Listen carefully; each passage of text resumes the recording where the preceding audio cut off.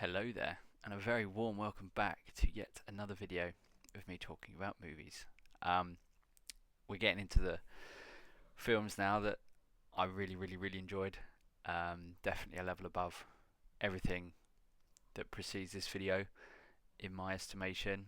Um, yeah, really love these films that I'm sort of starting to get into now. So in this video today, I've decided to group them in pairs. So I found connective themes between certain films that sort of at least broadly makes sense to base some kind of comparison or relation to one another. So yeah, let's hop right in. These are my top ranked S tier. These are the special films that I saw last year that I think most definitely are gonna stay with a very special place in my heart for the rest of my days. So today we are talking about iRobot and Ex Machina. So iRobot, 2004 film, 12 rated, starring Will Smith, and of course, I say of course, but Alan Tudyk as the voice and motion capture of Sonny. To me, he's the second main character here. We've got Bridget Monahan as Dr. Susan Calvin, who obviously has a lot of screen time in the film. But fundamentally, I think it's about Will Smith and Sonny. I was obsessed with this film when I was a kid. Came out in 2004, so I would have been 12. I remember having it on, I'm sure I had it on DVD and then later had it on Blu-ray. Um, I just, I mean, for starters, the setting, that sort of clean, monochromatic, kind of hyper clean cut, kind of Mirror's Edge kind of esque look to the film. I just really gel with that, and certainly around the age of 12, with the car that's in the film, that sort of prototype Audi concept car, just incredible. So watching it again for the first time, probably in maybe not since I was 12, but certainly in several years. Watching again last year, I think I wrestled with this. I had it in around the A tier, but then as I sort of reflected on it more and sort of the heart and the core of the film and how much strongly I feel about the film in terms of the underlying message of, okay, we can build all these robotics, maybe we can build these robots and this technology and this AI that ultimately can threaten our existence, but maybe what if, we can go rogue and build a robot that can essentially stop the mistakes we've made. I don't know, conceptually I just really kind of love that. And yeah, I was big into Will Smith as well growing up. I've really enjoyed rewatching the performances of his that I've seen last year. I think off the top of my head, another one was I Am Legend. I think that late 90s to early through mid 2000s Will Smith, I just think he's a very compelling actor. I can't speak much to some more of his more recent works, but certainly in this film, I just think he plays the role of detective, living with sort of survivor's guilt around the start of the film, with the opening scene there. I just think he just plays it really well. The revelations throughout the film are really interesting, I think, with regards to his, let's say, his biology, without spoiling too much. And I think, I think just from the first interaction between Spooner and Sunny in the interview room, all the way up to them kind of working together, I just love the film. I love the look of the film. I love the sound of the film. I love the pace of the film. I love the special effects. For me, still very much hold up. The film comes in under 2 hours, so I think if you can land still under 2 hours, you're going to be well regarded by me in general. You're going to get some kind of brownie point for that.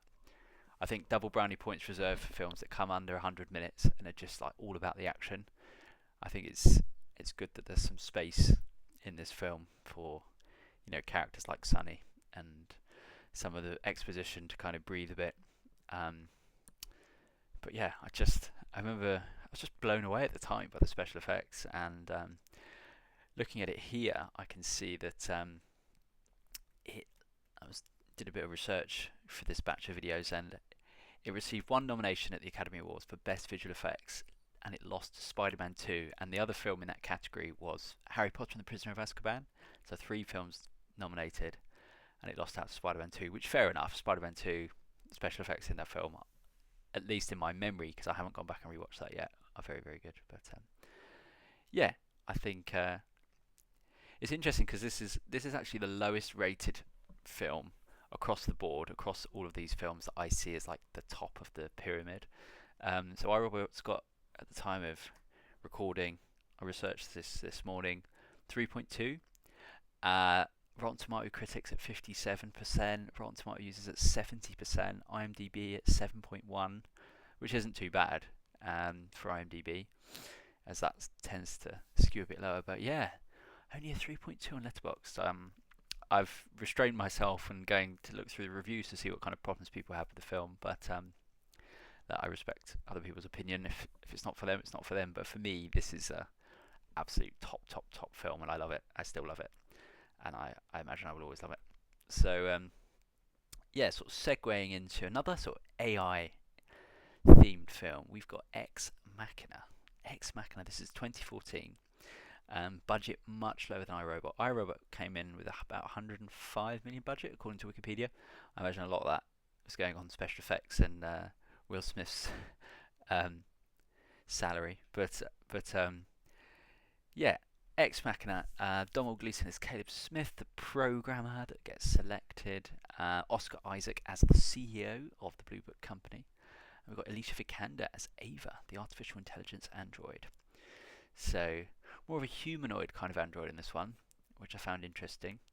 And other humanoid actresses in here. Sonoya Mizuno is Kyoko.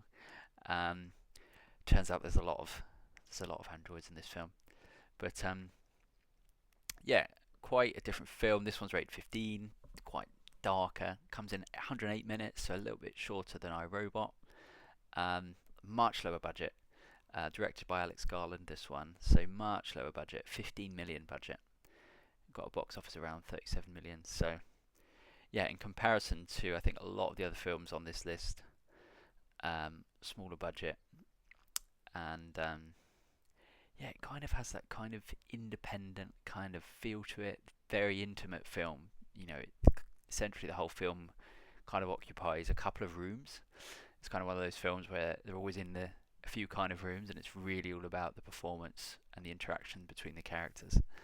I love this film, and I love the sort of darkness, especially of the ending and of the kind of framing of the film in terms of the CEO being this kind of away on his own, kind of living in a house, trying to advance technology through his own kind of idea of where it should head. Yeah, certainly in terms of the main character, I think something that resonated with me, I think especially the first time I saw this, is the kind of realization and acceptance that, you know, in another life there's a version of me sort of adjacent to Caleb. I like to think a younger, more naive version of me that could have met an AI like Ava and have been wooed and been sort of had my head scrambled. So I think accepting that realization within myself kind of made me go, wow, this could have happened to me in another life. You know, if the robotics as presented in this film could have advanced to this level, and you know, I'd been a kid growing up with these kind of robotics in the world, as sort of an outlet for me for social communication. Yeah, there's a version of me that could have very well been Caleb. Yeah, I think the performances in here are great. Donald Gleason, I think he's great as Caleb. Oscar Isaac, I just seem to really enjoy his performances and everything he does. Alicia Vikander, I thought she was brilliant as Ava. And yeah, those three in particular, you know, they're ultimately the main. They get the most screen time, and I thought they're very, very good. This one a little bit different. This one is kind of more universally appreciated as a high quality film, at least across the board in terms of where I was looking at it. So we got, as I said, directed by Alex Garland. iRobot was Alex Proyas. Ex Machina 4.0 on Letterboxd. So, wow, I feel like I don't see as many full ranked films on Letterboxd as I'd quite like to. So, quite a bit higher ranked than iRobot. 92% with Rotten Tomato critics in terms of recommendations, and 86% with users. 7.7 out of 10 on IMDb. So, it's kind of universally across the board appreciated as a better film. And yeah, I think in the cold light of day, I think Ex Machina is probably a better crafted film. But yeah, I kind of love iRobot, and I think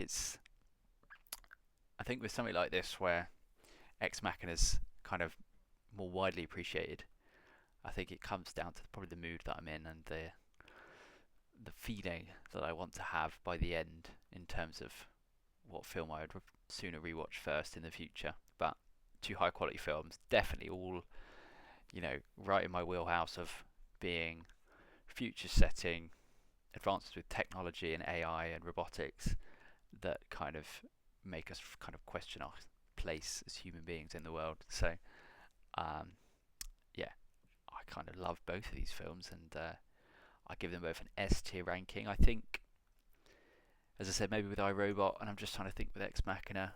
I think Ex Machina, I knew once I'd rewatched it last year that it was pretty comfortably back into S tier because I was really taken aback again by the visuals as well. Some of the cinematography in it is just, to me, it's just stunning. Um, yeah, just a great film. And again, both these films, you can clock both these films in under 2 hours. So again, you can get through both these films in an afternoon. Ex Machina, certainly a little bit more, should we say, darker and gratuitous. But yeah, I love both these films. Two different Alexes. I must admit, I've not watched as many of either of their filmography as I perhaps thought I might have, with Alex Proyas. I didn't realise this until I was researching for this video, but Dark City, which is a film I ended up placing it like, I think, B+, but in reality that could have easily have sat in the A tier. Is a 1998 film directed by the same guy. So iRobot and Dark City directed by the same person. And I've not seen any of the other works for Alex Proyas, so I'd have to certainly look through that and maybe pick out some more, because I think, at least based on the two I've seen from him, I enjoy them. And Alex Garland just keeps popping up in things that I seem to enjoy.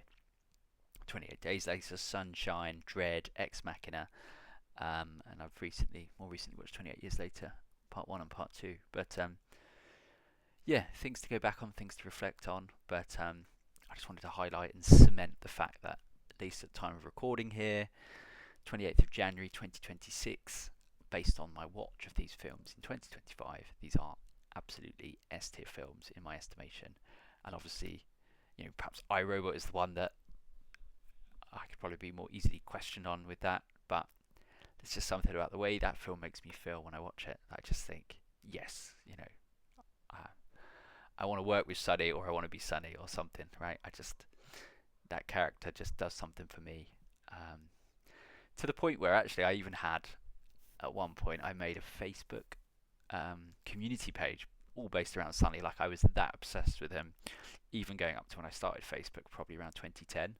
So even 6 years after the film, I was still obsessed with Sunny. I just thought he was the coolest robot in the world, and I still think he's still one of the coolest robots in the world, to be absolutely clear. So yeah, iRobot will always put a smile on my face, and Ex Machina will always unsettle me just that little bit, because it, like I said, in certain places, there's a version of me that could have been Caleb, and that unsettles me a little bit, and certainly the ending unsettles me a little bit, and for that I really appreciate it.